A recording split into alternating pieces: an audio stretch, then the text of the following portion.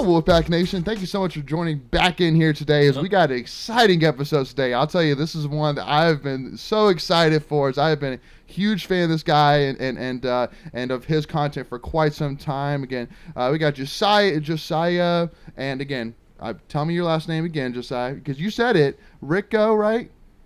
Ritzko. God, I was like, let me just go ahead and clarify that because I don't want to totally bash it. So Josiah Ritzko from FANCO Wrestling, which again, if you have not checked out his content yet, it is a must do. I know that for all of us NC State fans, there's a ton of us out there right now that have become or have been a huge NC State wrestling fans for a long time.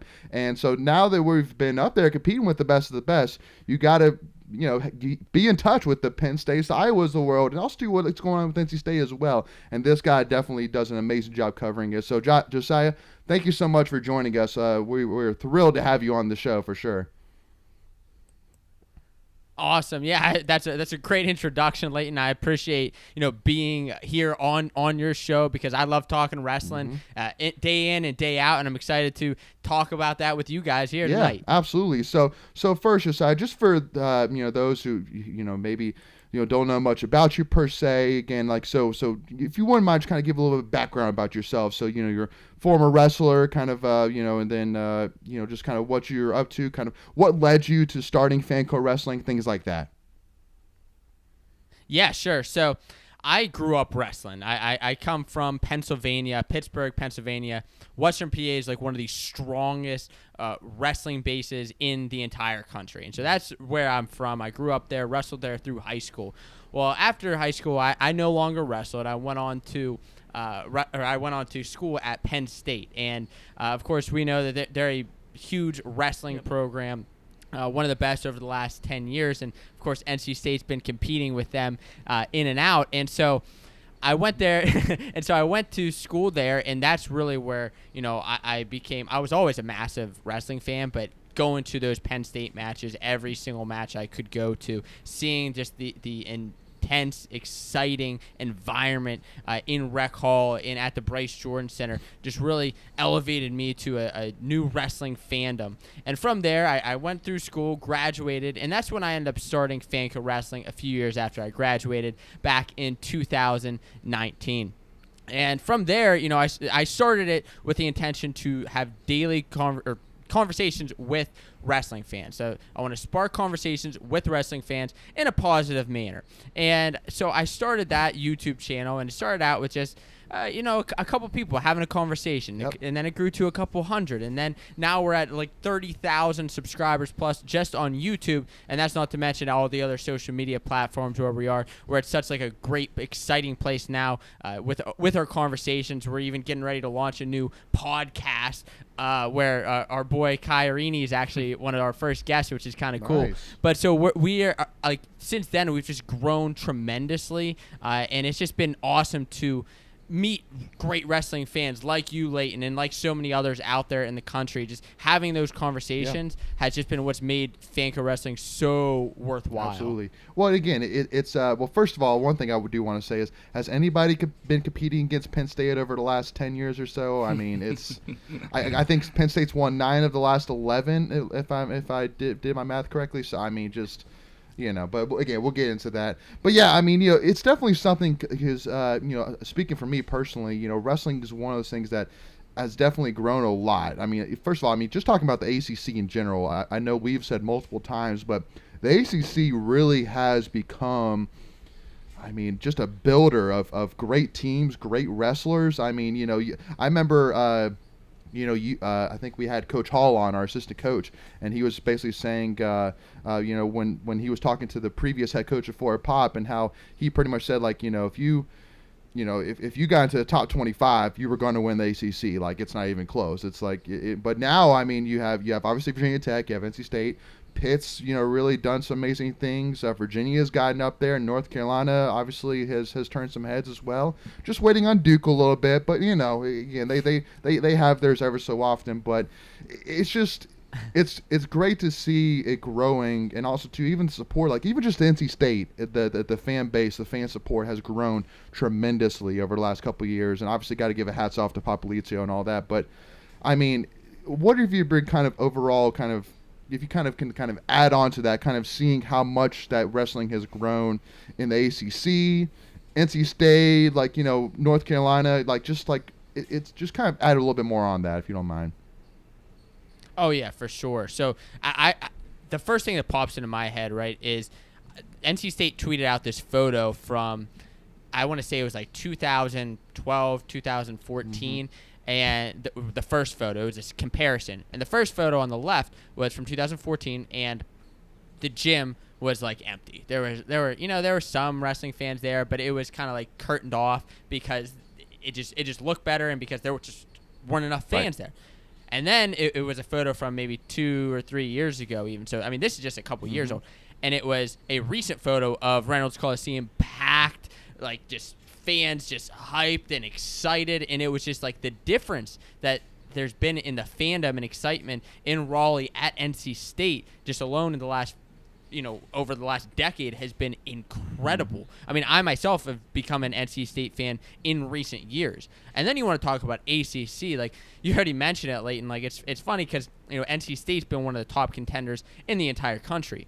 But then, I mean, last year and years before, even a couple years before too, you had Pitt, you had Virginia Tech, not just contending teams in the top 25. They were all in the top 10 at points in and out, which is incredible. And then UNC, of course, has had national finalists in the last 2 years. They've really made a name for themselves in wrestling, where you got Big Ten. That's the biggest conference, and it's going to be hard to beat a Big Ten with all that competition as far as excitement. But the storylines in the ACC, I've said it before, but I think it's probably the second toughest conference, and some of the best storylines, some of the best rivalries overall. So like it excited me as a fan in the last couple of years. Yeah. No. Well, and obviously too, one thing is which I wanted to kind of discuss as well is that, I kind of grew into wrestling, really around the time that Gwiz came to town, and started hearing about him, just mauling people, and I was like, well, let me check out what's going on here, and so that was really kind of when I started, getting into wrestling, and my family, they went to Cary High School, and for those who are around the Raleigh area, that Cary High School has been a dominant high school program for decades and decades. So they immediately fell into love with wrestling, NC State. But, with one thing which I immediately noticed watching wrestling is the rivalries are different. I feel like there's a lot more of them. There's a lot of team rivalries. There's a lot of individual rivalries. Like I would say that Sam Latona and Jacob Camacho is one that that for some reason that is just another level of a match. But I think even too, unfortunately, since we're not going to see again, that Hayden Hiley and Mikai Lewis, that was it was a respect. I think they really did truly both respect each other a lot. But it was like you knew when they faced each other, it was going to be one of the greatest matches of the entire country. Absolutely. So, what is it about wrestling that just kind of takes it up that notch? Is it just that it's so, kind of the physical, mental edge of it, really, that you're, always trying to get that little mental edge you can over your opponent kind of deal? Like, what is it really that kind of sparks that? I definitely think that's part of it. All the 1,000 little battles that go into a wrestling match, and just the nature of a wrestling match in general. It's one guy against one guy, and you're competing to see who's the best. It's not, decided based on a judge. It's not decided based on anything else other than this guy is the best. Now I know a lot of people get into well, the ref and this and that. Well, no, it's best man wins, right? And I think that's really what leads to so many rivalries and just team to team rivalries, right? And I think in a lot of instances too, recruiting wise in certain classes can bring teams up that weren't necessarily huge teams a couple years ago. Even recent rivalries, NC State and Virginia Tech in wrestling has just become honestly one of my favorite rivalries to watch. And it's not just at the top where you have the Penn State and Iowa who have been battling out for over the last decade, or Oklahoma State and Iowa, who's been battling out for many, many decades. Right. Now you have even more of these teams. And then you go not just ACC, but in like the SoCon, you have Campbell and App State, who are just like two behemoths in the SoCon that like some of the fiercest rivalries. Yeah. And then you get just the fans involved, right? I mean, like I was at the NC State Virginia Tech match this year, and it was one of the fiercest environments I have ever been in wrestling. Yeah. Well, and because obviously one match which stood out to me, obviously I know it stood out to you and every other person, was obviously, again, we spoke about already, the Hayden Hiley versus the Mikai Lewis match. And again, it's one of those things that I feel like that those who kind of look at it on the outside, because I think the final score was 3-2 if I'm not mistaken, but like it was just so low scoring, not a lot happening.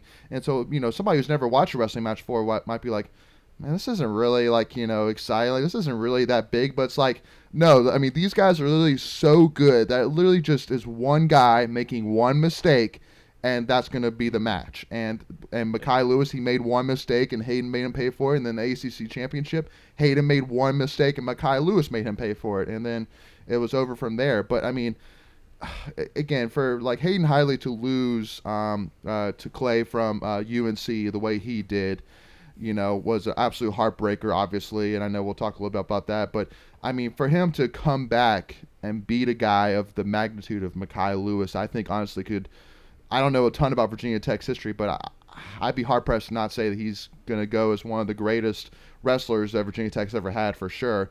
But, I mean, again, just like you said, the environment, seeing the excitement, him raise the roof, like, it was just, like, to me, that was one of my favorite moments in my history of an NC State fan. Just like, it was juicy. It was unbelievable. So, yeah. It absolutely was. That was one of my favorite matches, and like you said, like it was such a crazy weekend for Hayden too. It was like on Friday night he had lost to Clay, and that was like, I mean, nobody expected that to happen. Like it was just like mind blowing. Yes. Hayden hadn't lost an ACC he hadn't lost in any of those matches before that, and then all of a sudden he gets pinned out of nowhere, like unreal. And then the fact that he battled back, like he didn't let it weigh on his mind. It's just, I'm facing one of the top guys in the country, former national champion, and I got to find a way to beat him. And it was insane, and that just speaks to the level of wrestling in the ACC too, right? Like that Clay, was able to do that to Hayden, was able to stick him. Like it's just the talent in the ACC has gone up so much as well, and I love seeing that. I love seeing those rivalries. But also too, do you kind of think of it too, though, because I think heading into ACC tournament, that even though Clay, was the number one seed, everybody pretty much circled Mikai, and it was either Mikai or Hayden that were more likely going to win it all. And so, like they kind of say, like in baseball, for example, like it's just a matter of just did things go your way.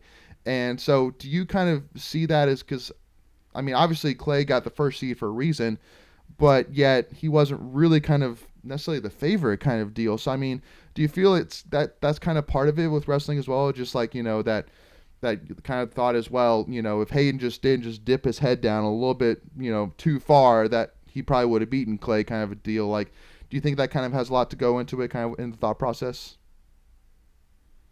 It definitely does. And I think the importance of a tournament is you're going to get the best man out at the end of the day. Like, it doesn't really matter where they're seated. I mean, in a sense, it does. Like, you're going to have tougher matchups as the number 4 seed compared to as, a higher seed or whatever it may be. Like, so it makes sense. And you're right. Like, fans kind of went into that thinking, it's going to be Hayden. It's going to be Mikai, likely, going to be the champion. And like in wrestling, and a lot of times, right, it's incredible. It's awesome to see a pin like that happen, right? It's awesome to see, like a couple years ago when Nick Piccinini pinned Spencer Lee. Like, it's crazy to see something like that happen. But everybody kind of knows that it's likely going to go a different way next time. Like, pins, I don't want to say they can be flukes at times, but like definitely can. The best wrestler is going to win on that day. But crazy things happen, yes, they do. And I think it just makes, like, those things in a sense a lot of times can be good for a wrestler because they maybe get out of position a little bit. They can learn from it. They can improve from where they are. And I think that's what Hayden was ultimately able to do, come AC season and with his solid performance at the national championships. I mean, I know he didn't come out as the national champion, but still an incredible performance in Detroit. Absolutely.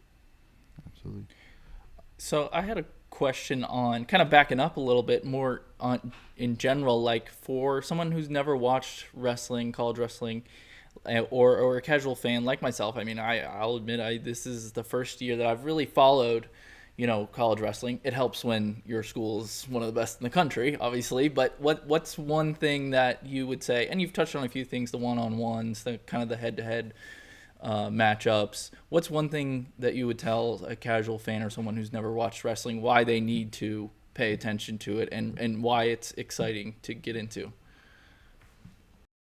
Before we continue, I want to take a quick second to tell you about our sponsor, Flightland's Jessup Insurance Group, that has your whole world covered, with agents in 5 offices throughout eastern North Carolina to help you decide how much coverage you need. Offering policies for home and auto, recreational vehicles, commercial, crop, health, life, and employee benefits. They are able to combine options to find a comprehensive solution that works for you. Flightland's Jessup protects the things you love so you can spend less time worrying and more time enjoying them. Find them on Facebook and Instagram at Flightland's Jessup. You can also visit their webpage at www.flightlandsjessup.com. So please make sure to go and check them out. Well, I think the biggest reason and one of the main ways I'd get a fan into college wrestling is through the team aspect, right? Whatever school you go to, whatever school you cheer for, they're going to have some sort of rivalry. Right. And that's what just makes sports in general exciting. Yep. And with NC State, who's able to compete with rivals like UNC and Virginia Tech, whether you know anything about wrestling or not, you can go into a match like that and cheer for your team and get excited about that. Like, it happened all the time with me back at Penn State while I was in school. Like, I had friends that I would bring to the matches that knew nothing about wrestling. I mean, absolutely diddly. Mm-hmm. And I was still able to bring them along when they wrestled Ohio State or Iowa or Michigan, and I was able to kind of teach them the fundamentals. Not enough. Right. I don't need to go into all the details about this, that, and the third and all these crazy stats, right. But like, okay, a 2-point takedown is when you take your opponent down to the mat. An escape is when you get up off your feet from the bottom position. Just those basic things. We can get into the nitty-gritty later as you become a fan, but get the basics and go to those dual meets. Cheer for your team. Be excited in that environment, because if you're a casual fan or you've never watched wrestling and you went to that Reynolds Coliseum match with Virginia Tech and NC State and you weren't a fan before, you're going to be going back to another match. I can guarantee that. Absolutely. So piggybacking off of that, much like Michael, I'm new to wrestling. I'm pretty close, ready to get into the nitty-gritty of it, I think. I had a chance, like I said, to go for my first time, and Leighton over there's got me more involved in it, thankfully. And I completely agree with you. It was like, oh, I hate that school, so like the heck with them. Just go. Like, I don't even care. It doesn't matter what it is. Yeah, but now I'm starting to learn the finer intricacies of it, and that's where I've actually started watching your channel, because you do a great job of breaking things down.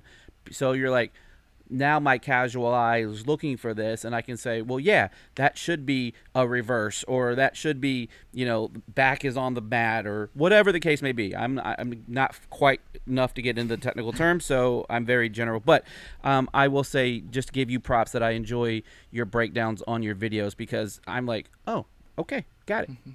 So. Well, I appreciate that, Greg, because that's one of the things that I really find important. It's because wrestling is such a small sport, right? It's not like football or basketball where there are all these fans. Like even schools that don't have a good basketball team or a good football team, they're still going to get a lot of fans because of the sport, because it's such a big fan base. Whereas wrestling, it's smaller. It's an extremely tight-knit community. However, we need to expand beyond that. We need to bring others into the conversation. And a lot of times, I found, unfortunately, a lot of certain wrestling fans, like if you don't know anything about wrestling, well, you're dumb or you're an idiot or we don't want to invite you in. This is our no. Why are we being like that? Right, if we want to grow, we need to teach others about the sport. We need to bring them into the conversations, teach them through the team rivalries, and get them excited about it, and then get into the nitty gritty. And that's why, like Greg, I appreciate that you like that about the channel, because that's so important for me, is to bring fans in. I've had so many new fans come in and say that to me, like, oh, your channel has been so helpful and for me understanding what's going on in the sport. And I've also had fans that were wrestlers from 10 years ago or fans from 10 years ago, and they got out of it. Life got in the way. Sure. And they just couldn't do anything, and then they were able to get back into wrestling by through the videos, so that they can understand all the storylines that are going on. Well, because one thing with wrestling is that it's not an exact science in terms of that. Like with like hockey and soccer, if it crosses the goal line, then it's a goal. Like, period. It's black and white. But with wrestling, a takedown, even though you may say it's as simple as taking your opponent down to the mat, it's not necessarily that simple, kind of deal. And I've seen it many of times. Because that's pretty much every call. Pretty much every call is pretty much a judgment call to the referee, and that's to me kind of one of the most toughest things in terms of getting people, like, for example, my wife, into it, which is like, well, what is a takedown? How is that a takedown? It's like, well, it's kind of a gray area. So what would you kind of say to that? Like, like a kind of a, like a, not necessarily a hater, but like a doubter myself, saying like, how can you really teach somebody something that it's not black and white? It's very much up to the referee kind of deal. For sure. I mean, that's one of the, I think, issues that wrestling has got into in the last couple years, because like thousands of years ago, wrestling's one of the original sports that there were in the Olympics in the world. It was just like, I mean, actually a lot of times it was like to the death, right? But it was simple rules. Where now, over years and years and years of wrestling being fine-tuned, you do have these little details, such as like a danger rule, which is like, okay, if you're on your feet but your back is exposed for more than a few seconds, that's a takedown, even if the guy doesn't have control. And I'm not trying to get into the nitty gritty there, right. But it's like for a new fan or a casual fan, you're like, what the heck was that? Right. And in some ways, for wrestling fans and for wrestlers, those rules can be great, but it can also, wrestling at times can be a detriment to ourselves with those own rules. But like, to a fan that is confused about that, I would say give it a little bit of time. Watch a few more matches. It can happen in those weird instances, and a lot of times in extremely high pressure situations, high pressure matches, Mikai, Hayden, that type of deal. It's going to happen more often, just because those are two of the elites in their sport, and it's just one little thing or one little move or one little kind of piece of technique that happens, you're going to get that ref call. And more often than not, I would say things that happen in a match are not because of the ref. It's, you have that occasionally, right? You have that ref getting intervened in, but that's really with any sport. Sure. Yeah. 95% of the time, it's based on the teams, it's based on the wrestlers, it's based on the athletes rather than the ref intervention. And that's at least the way I look at that. The one for me that always just irks me is the stall. Like, just call it. Just, only way you're going to get the action moving. Just call the stall. Just call it. Let's keep it moving. I agree. It's like watching soccer. You get like if they're backing up, hit them with the stall. That blows my mind too. It's like, if the guy's backing up, if he's doing nothing, hit him with a stall call. Don't wait, and then like you wait until the third period in the last 30 seconds, and then you hit him with a stall call. And most of the time, you're not going to get hit with a second stalling call with 30 seconds left. And I'm just like, refs, let's be a little bit more consistent with this. I agree. Yeah. I totally agree. The other one is like, when he's laying there with his pillow and his binky, it's a stall. Like, sometimes they're just laying there. Like, let's keep it going. Like, don't be afraid. Yeah. So anyway, let's keep moving. I agree. Yeah. So it's again, it's a fine science to say the least, but just like you said, it's one that, again, I've always said that it's the most exciting situation, like in terms of sports, that it's the most exciting moments that you could see, especially like when it comes down to like a lot of matches like Virginia Tech and NC State, where it'll come down to that last match, and whoever wins that match wins the duel. It's crazy. But I also will say though that in the NC State Iowa match at the neutral site, that Ryan Jack, he had that defensive pin. I will say that right now. That was and that to me, honestly, I think that is one situation where I truly think that if that call would have gone our way, we probably would have won that match. That's my thought on it. But it's if it's a buzzer candy and nuts, but I mean, just that would have been huge. No, I agree. In that instance, the ref, I believe, was afraid to make the call. Because that would have been huge. Because of how huge. And he was pinned. He was pinned. I was screaming on my couch watching that. He is stuck. He is stuck.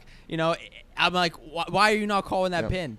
Because so many other times, like if you're at a smaller tournament or something, that's getting called. But because it's a big match, and oftentimes because refs are a little bit afraid of Iowa, that's not getting called. Because, I mean, again, I get it. Because then they, it's a COVID freshman that is about to get a defensive pin on a 6-year wrestler from Iowa. So I get it. That would have been a huge call to have that loss and have that win for NC State. So I get it. But yeah. I mean, that happens in any sport. Duke in basketball, Alabama in football. The refs are afraid of Coach K. Well, not anymore. And Nick Saban out there on the sidelines. But sure. Right. Sure. Right. Absolutely.